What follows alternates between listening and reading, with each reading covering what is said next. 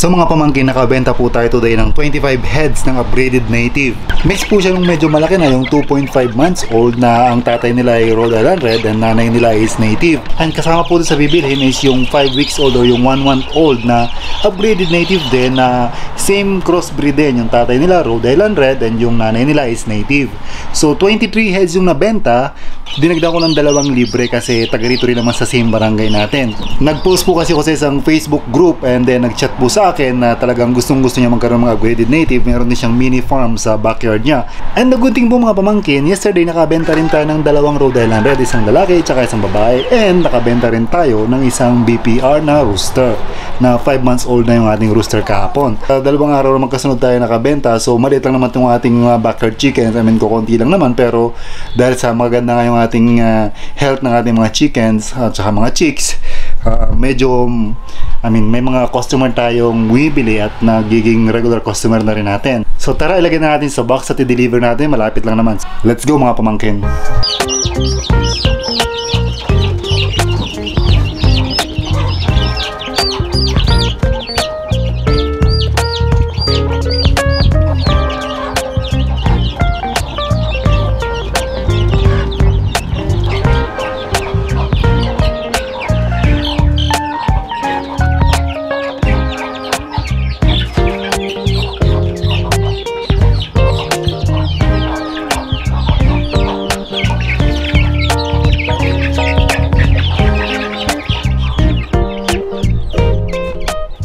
And for now, kotse pang ginagamit ko pag-deliver ng chicken, pero medyo hindi nga komportable sa likod, sa loob.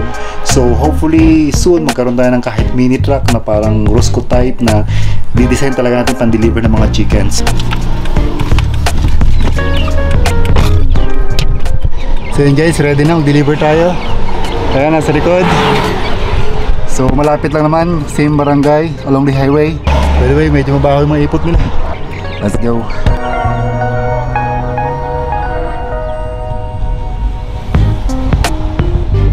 Yung mga pamangkin, ito na tayo sa bahay na pag-deliver natin. By the way, wala yung bibili, wala din sa bahay, pinadeliver lang and then Gcash lang sa atin. So, iba yung tatanggap.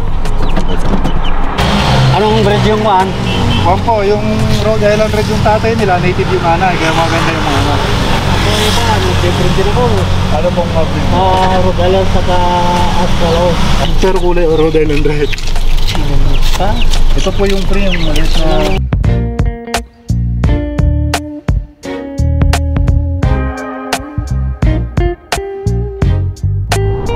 So yun mga pamangkin, na-deliver na natin. And these 2 days na nakalipas, kahapon tsaka ngayon, nakabenta tayo ng 3 heritage chicken kahapon and 25 na upgraded native chicks today.